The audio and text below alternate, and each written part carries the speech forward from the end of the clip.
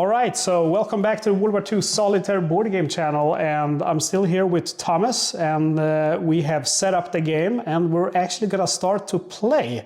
But Thomas mentioned that I forgot one thing as I was arming my squadrons, and that is for some of them, for example, for the ones with bombings, which is gonna be trademark green and trademark red. Since they only have bombs, I need to cross off the rockets. And then I think you mentioned one more thing. Yeah, for the top cover flights as well, they're not carrying bombs or rockets. They're protecting you from German aircraft. So we cross off the bombing and the rockets. And I assume that with the radio guys, I don't have to bother since they're not going to be in combat at all. Yeah, the radio relay, we would cross off both the bombing and the rockets. Yeah, but since we can they're set not this aside because it's not necessary for play. They will not engage in combat at all. They're orbiting over the English Channel. The other two flights here are multi-role. And so they have both 2 bombs and rockets. Now, 2 bombs is less effective than 3 bombs, obviously. So there's a different table for that when you do your attacks. So we are ready to start. You can see the formation that you set up. You've got your 2 top cover flights. You've got Trapper Lead, which is your group, and Trademark Lead, which is the squadron commander. And then you have 2 additional, these are the bombing flights with 2 aircraft each. So we're actually heavy on the multi-role, which is good for target D. So let's see if we can get to target. So this is our targets, if I understand correctly, that we previously got our intelligence on. And we are not on 1 to 6, we're on A to F. Right. And this is the primarily intelligence report, but it might be wrong. Might be wrong. Yeah, but we have a primary target. Is that both of them or just one of them? Those are primary targets, have a more extensive map. Yeah. And there's usually heavy flak located there. Okay. Secondary targets are smaller targets. And in this case, we have really one good primary target on the intelligence reports that we've received, which is the rail yards at Villedieu-les-Peuls. At D. At D. Yeah, I'm not going to try to pronounce that because my French is awful. I'm going to get so many people from France unsubscribing from my channel if I try, so I'll let you do that. Yeah, we have a French YouTuber who often plays my games. Yeah. Fantastic fellow. Gilles Check 6 is his YouTube channel. All right. And he is always pronouncing his French street names and town names perfectly. That's cool.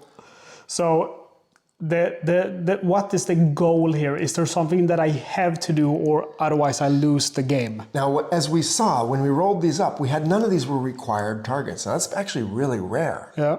So it means that we have complete flexibility to decide where we're going to attack. Sometimes they're required and therefore you have to do an attack there or it costs you 50 victory points. Okay. Now, in this case, we have no required, so we have complete flexibility, which means that target D is very attractive. All right. And I think we need to focus on that. Okay. So I am guessing that we start in area A. We start by taking off. All right. So the first thing we do is table B1. Yeah. Pre-flight and engine start. Go ahead and roll 2d6. What numbers am I looking for here? We need high. We need high numbers. Oh, that's pretty good. 8. Normal pre-flight engine start. Continue gameplay without adverse effects. All right. Go to table B2. Takeoff and assembly. Now the aircraft take off together and then they assemble by orbiting over the field and then they set off as a formation in this formation that you've laid out. Yeah. And again, 2d6. I want a high number again, I guess. Snake guy. A mid-air collision during assembly. Oh no. 2 pilots and their corresponding P-47s are unable to fly the current patrol and are no longer available to fly for the remainder of the game. Okay. So mark them off on the aircraft inventory. I guess I can't choose the radio guys. Randomly who they are. We might be able to. This is why we have this last one. So we have 1, 2, 3, 4, 5, 6, 7. Okay, let's so we roll have a D8, D8 and discard 8s. Let's hope for a 7 now then. So we do 1, 2, 3, 4, 5, 6, 7. Let's hope for a 7. Come on. Yeah! Dixon and Smith are out then. Not necessarily. They could have collided with another flight. Oh, Roll no. for the second flight. Oh, okay. Ah, crap. That's what happens when you celebrate too early, isn't it? Oops. Okay, so I don't want a 1 or a... Because these are my two best Those are your ones, two so I best. don't want a 1 or a 4, basically. I'm like, crap. Here, roll it in from the top. I got an 8, so that's a Roll it again. reroll. I'm so bad at this. A 4. A 4. That's 1, what 2, I didn't 3, want. 4. Yeah, that's one of the good ones. So now on this card, a 4 1, 2, to 3, 6. 4, 5, 6. Yeah, so what? 1, 2, 3, this one. 4, 5, 6, this one. No. We've lost one plane and pilot on each of these two cards. All right, okay. 1, 2, 3, 4, 5, 6. All right. This is not my 6, so that's going to be Smith. Smith is out. Smith is out. So is he killed in Cross the action line. or Not necessarily. not necessarily? So- I'll cross him out. Yep, cross him out Yeah. and roll a d6. Yeah. And it's right here on the table. 1 to 2, the pilot is killed. 3, pilot is bailed out with a serious wound. 4, 5, bailed out with a light wound. 6, bailed out uninjured. So he got a light wound. Yeah, light wound. Yeah, so And I'll he's just gonna be mark out that on 1d6 of days. I'll just mark light wound. Yep, that's And exactly how how you many do it. days? One One day. day. That's not too bad. Yeah, but the P-47 is lost. So you take your aircraft inventory, and he Smith has the is 9QP. 9QP, and just write destroyed, collision. And now we roll for the other. Let's Did the see. pilot make it out? And then we have 4, so now it will be 1 to 2, it will be you. That's Well, we've got a D8, so why don't we do 1, 2, 3, 4, 5, 6, 7, 8. Oh yeah, right, there's 4 guys in there. Okay. And we got a 5, so it's not you, it's gonna be Poulter. So Scott. it looks like Scott Poulter has been in a collision. Yeah. Because Sorry, we rolled Scott. Smith first. Yeah. Gregory Smith has collided with Scott Poulter. All right, so let's see what happens. Are we on the wound check now? Yes. So we want a want high. high number. Okay, Scott, this is for you. I'm trying my best here. 6. Yep. He bails out uninjured. Oh, that's awesome. But the plane is lost. Plane is lost. Okay, so do I still need to cross him out? From Yeah, the, you just put an X through it is the best way, not crossing him out. like that. Yeah. And then we have 9QC. And right, collision again. Destroyed. What a terrible start for your game. That is in which flight? Trademark lead. Yes. So we had 4 aircraft on that one. Yeah, and trademark white, so I'm flipping the counters. Flip the counters to the side with 3. So it goes and the side with down 1 plane. We're good with only 1 radio relay. Yeah, that we don't care about, but that's unfortunate because that was one of my best squadrons. Do you call this a squadron or a group? The whole is a squadron. Okay. And one of these With are... the group. One of this is a flight. One of this is a flight, okay. So I lost 1 plane of one of my best flights. Yeah. That's... That was quite a eventful start of D-Day for you. Yeah. Welcome to D-Day. Yeah, thank you very much. Let's fly across the English Channel. Yes. Let's see if you have a problem. Engine failures. Again, you want high. 2d6. 2d6. Again, I want high. Okay, so let's roll. And I think that's decent. 10. Crossing the channel without incident. There we go. Most of the time you're going to. You need like snake eyes to have Yeah, really yeah. bad. Of course you would do that. Yeah, right of course.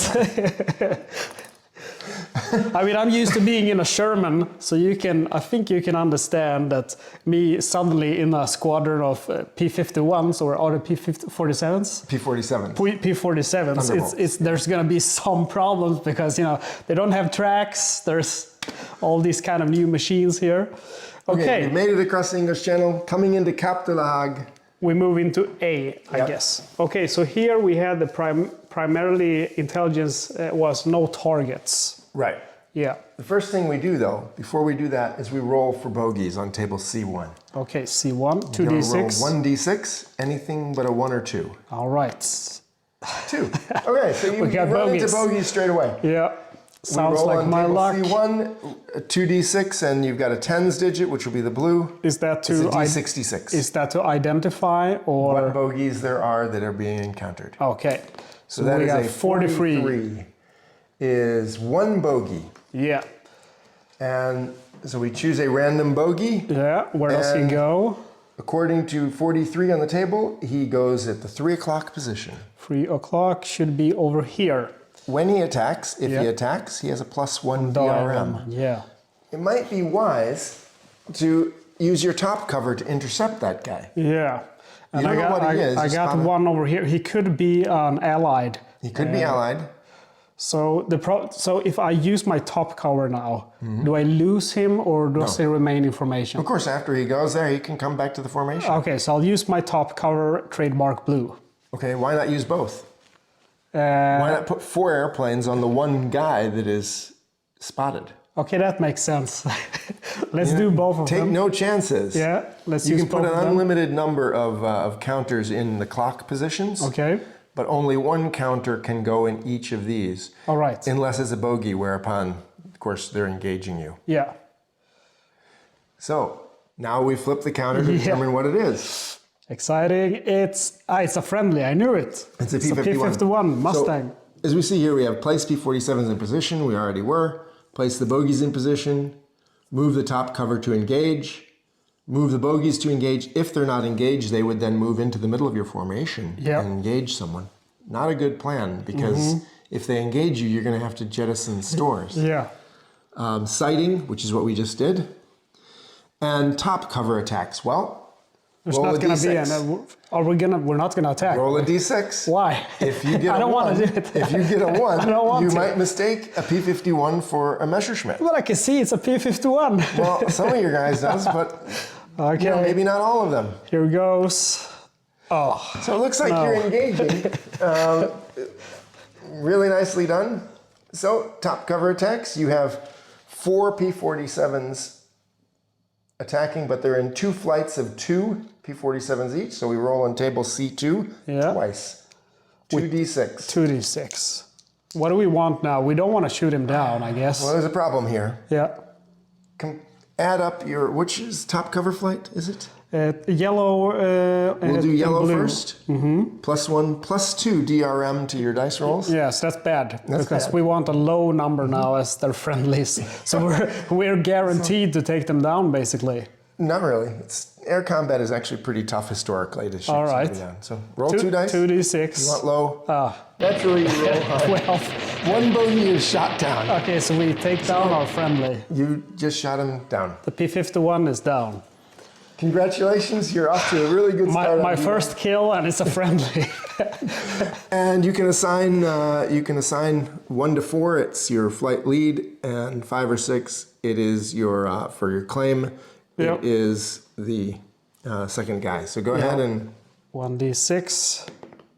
So it's going to be your wingman. Iverson take him down. You can write 1 kill. 1 kill. Yeah, Does he get experience for that? In a way, yes. Yeah. Not necessarily good experience, but yes.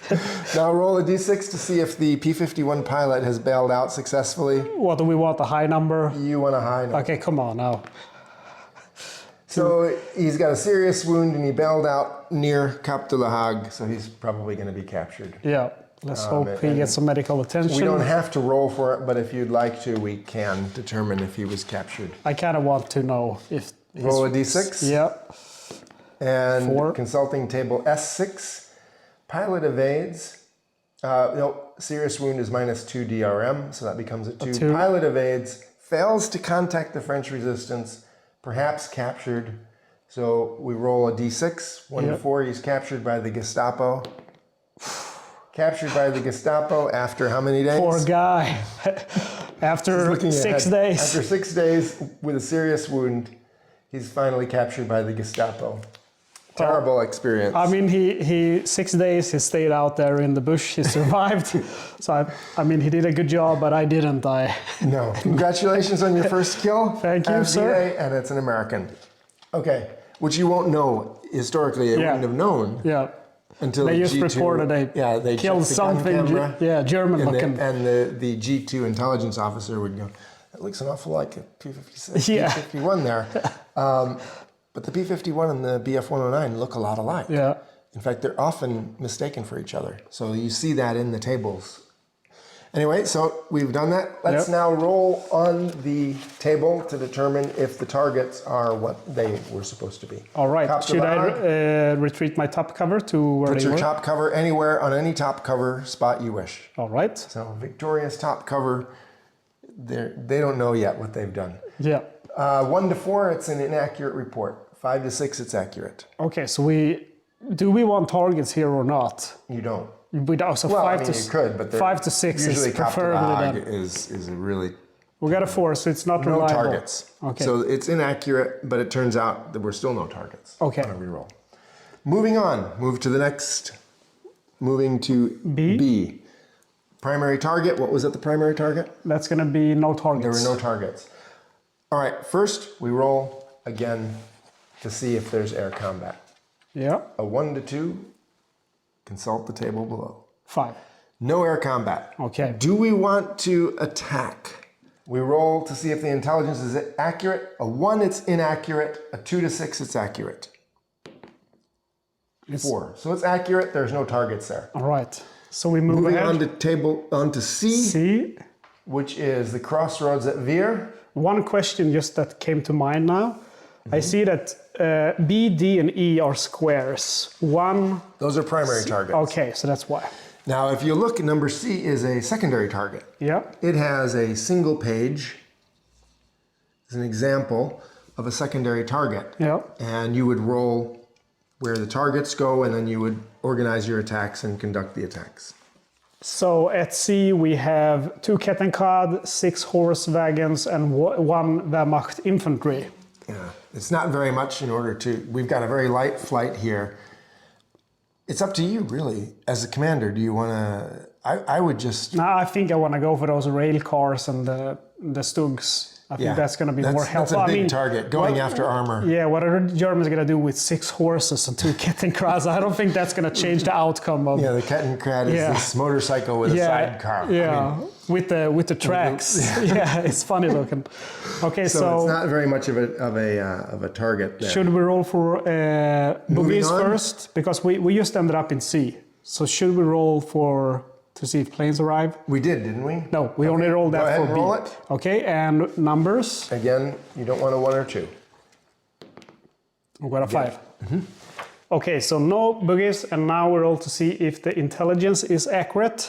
Yes, at this, it's 1 to 4 is inaccurate. All right, so it's likely to be 5. 5. It is accurate. It's an accurate report, Okay. again. But we don't care about those horses and Kettenkrad, so we move on to D. That primary target is the rail yard at Village des Peuls. Very nice. Okay, so first we roll for boogies. Roll for bogeys. A 1 or a 2 are bad guys, and we don't want that. Right. A 1. Okay, so it looks like we have bogeys. I don't know. I should have brought my own dice because something is wrong with these guys. Okay, so we roll to identify, I assume? Yep. Are you kidding me? 26. 6 bogeys. Oh. So That's all the counters you have. We pick out the bogeys that we have. No, there's many more than that. You can have up to 20 bogeys. Okay. I'm happy with 6 all of the So we'll randomly select them. Probably most of them are American. Yeah. That's what happens. So we have, was it 26? Yep. At 1 o'clock, 2 bogeys. See here, 1 o'clock, 2. Yep. At 8 o'clock, 1 bogey. Yep. 7 o'clock, 1 bogey. Yep. 11 o'clock, 2 bogeys. There we go. Okay, so. You've got some decisions to make. Yeah. You've got 4 different clock positions where there's potentially enemy aircraft, and you've only got 2 top cover flights. I feel like the logical decision would just be to send yellow here and blue over here, and then... There's one other thing in the rules here, and again, we're going to learn it as we go. You'll see that there's a +3 DRM here and a +2 DRM there. Yeah, right, and these guys have a -1. -1 and a -2 at 12 o'clock, but we don't have anybody at 12. Is that die roll modifier for the identification? For the attacks. Ah, for the attacks. So these guys are actually quite deadly, even if there's only 1. So I think I'll change my tactic. No, that's another thing that you can do. There's another thing that you can do. Yeah, I think that's more logical because this guy has a +3. That's really strong. Yeah. One of the things that you can do, though, is you can put one... You don't have to put it in the clock position. You could put him down in the top cover C position. Yep. And then choose one of these 2 to engage. That's an option. And they have the same modifier. They have the same modifier, so it's sort of a dice, it's a dice roll. And which are they gonna go for if I don't engage? The closest one? The closest one, okay, which would be, in this case, trademark So red. the lead are obviously gonna be my more valuable ones, Yes. so going on the left would make more sense than engaging these guys. Because if they engage and it's an enemy aircraft, and they take a shot and have even a no effect on their attack, you have to jettison stores. Okay. And these two guys will go after this guy, so I don't need to send him out. So I think, that makes more sense. If you send him into a clock position, you're engaging him at a distance. This guy will continue and approach the nearest, and in this case, it'll probably be a 1, 2, 3, 4, 5, 6. So I'll let him stay in the top cover box, and I send trademark blue against 11 o'clock. Now, by milling around out here, though, you're sacrificing your opportunity to attack first. Okay. They're going to attack you first. Whereas in this case, you're attacking them first. But how if I left him in the top cover, they would go for him, right? They would go for him, yes. But is there any, so I think in this situation... It's the closest as measured from the dot, which is to this spot as opposed to there, just slightly closer. So I think in this situation, it makes more sense to leave him in the top cover, but since there are two, it's 8 o'clock and 7 o'clock. But in this situation, I think it makes more sense to send him out to attack first. Yes. Because if I do that with him, one of them will slip through. And we're sort of skipping this, but it's place your B-47s, place the bogeys in position, we've done that. Move the top cover to engage, that's what we're doing right now. Yeah. And I think you've got good decision making here. Now we move the bogeys to engage. All right. Well, in this case, we've got 2 over here that are unengaged. We've got 2 over here that are unengaged. They go to the nearest flight. So you can sort of do this. And these guys will go against trademark red. Yeah, pretty much it would look a bit like this, I think. They're coming in a diving pass straight into him, and they're engaging head to head. Spotting, sighting, and identification. So now we flip them over. Go ahead. Let's see what you've got. Friendly. P-51. Enemy. When you have at the same location 2 and either one is, well, if they're not both on the same side, you remove the allied. So we take that one off. Friendly and friendly. So those 2 remain. Friendly fire as possible. An ace. An ace in a BF. Okay. With a P-51, so we remove the P-51 then. So we have interesting, we have a P-38 here. All right, so this is quite interesting. There's a lot of engagements here that are about to happen. So let's see how this goes. Okay, so the first thing is top cover attacks. Well, you've only got one top cover. He's going after the ace. This guy was being attacked, so he is moving instead. He's going to be in the formation attacks time. So top cover attacks is the first. You get to attack 2 against 1. I'm quite lucky that the ace is the one being attacked and not attacking me. 2d6 is what you roll, and you've got your pluses. Let's take a look at that trademark blue. And he is over here, so he has 2 pluses, so +2 totally. +2. And I'm looking for... You're looking for anything from a 10 or above, +2, so you need an 8 or above. 8 or above. Yeah, 8. So 1 bogey is damaged. So you've damaged the ace. Now the good news is, if he's damaged, he breaks off. Okay. So you can assign claim for damaging a BF 109 G6. And it's going to be Gomez. Yep, Gomez.